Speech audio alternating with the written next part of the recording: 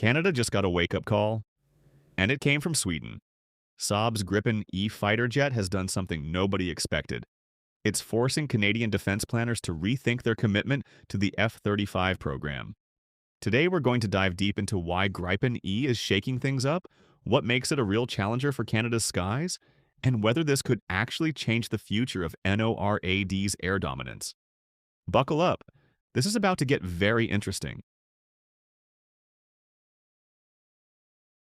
For decades, Canada's Air Force has relied on the CF-18 Hornet, a fighter jet that first entered service in the early 1980s.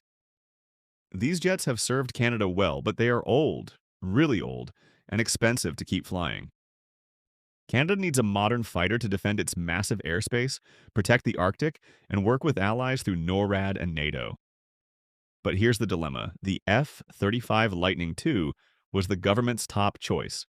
A stealthy fifth-generation jet with advanced sensors and the ability to seamlessly integrate with the U.S. Air Force. But the F-35 program has been plagued with issues, cost overruns, delays, and maintenance headaches. Enter Saab's Gripen E. Saab offered Canada a deal that shocked many.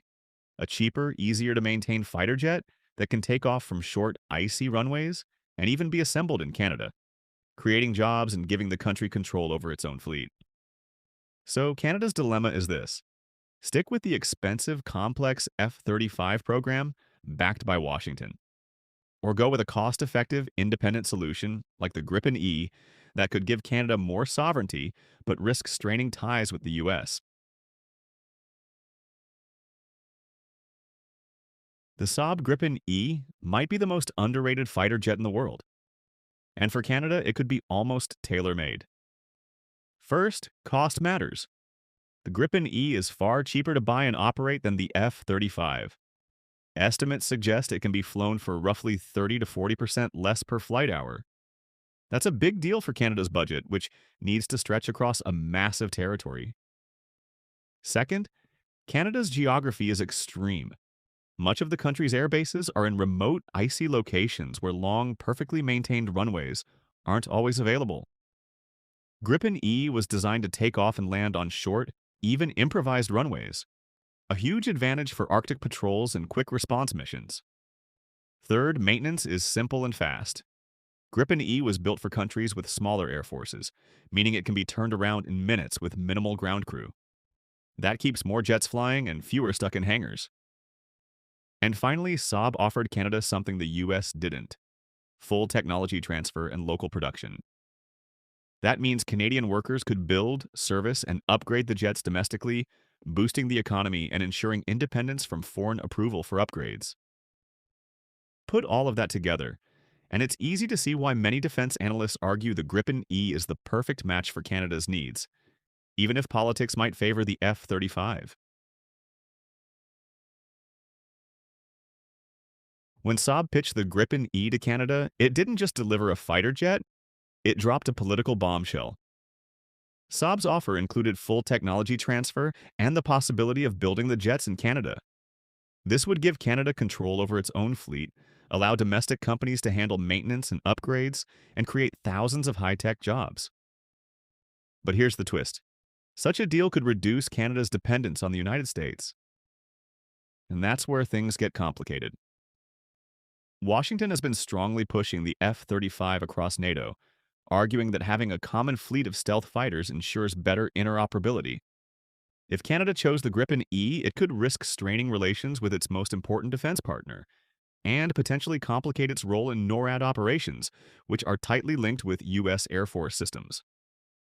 So, Saab's offer created a dilemma, not just for Canada's Air Force, but for its foreign policy. Should Canada prioritize sovereignty and economic benefits, or stick with the US-backed F-35 to keep defense ties smooth? This shockwave turned what should have been a straightforward procurement into a high-stakes geopolitical debate. Canada's decision to buy the F-35 may be official, but the Gripen E has changed the conversation about what Canada's Air Force could look like. Even though the F-35 brings stealth and advanced sensors, Canada now knows there's a credible alternative that offers lower costs, easier maintenance, and greater independence. This could influence future upgrades, midlife replacements, and even open the door for Gripen E in other roles, like training or Arctic patrol. It also sends a message to the world. Canada is willing to consider options beyond US made equipment if it means a better fit for its unique geography and defense priorities. In the long run, this debate could push Canada to modernize faster, invest in its domestic aerospace industry, and rethink how it balances sovereignty with alliances. Gripen E may not be Canada's fighter jet today, but it has sparked a conversation that could shape Canadian air power for the next 30 years. Canada may stick with the F-35, but the Gripen E has already won something bigger: respect. It reminded the world that there's still room for competition in the fighter jet market. What do you think? Should Canada have gone with Gripen E instead of the F-35? Drop your thoughts in the comments. I'll be replying to the most interesting takes. Don't forget to like this video, subscribe to the channel, and hit the bell icon so you don't miss our next deep dive into military aviation.